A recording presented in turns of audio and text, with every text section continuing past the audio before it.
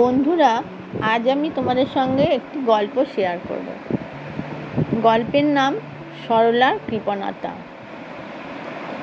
রাধানগর গ্রামে একজন বয়স্ক মহিলা বাস করত। মহিলার নাম ছিল সরলা। গ্রামের সবাই তাকে সরলা মাসি বলে ডাকত।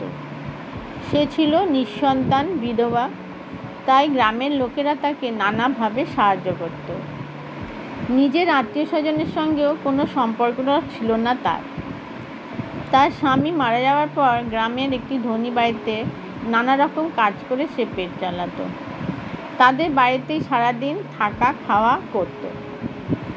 মাসের শেষে কিছু টাকা পেত। এইভাবেই তার দিন চলত। তবে টাকা পয়সার প্রতি সরলার খুব মায়া ছিল।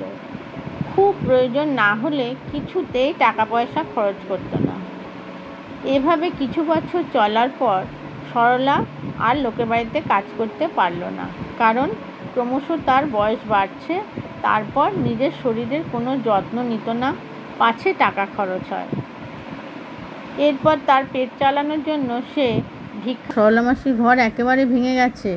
ঘরের ভিতরে জল থই থই করছে। কোন সরলা মাসি মরে ভূত হয়েও তার টাকা পাহারা দিচ্ছে বলে যে যার ঘরের দিকে ঢুকলো। নমস্কার। ভিডিও নাম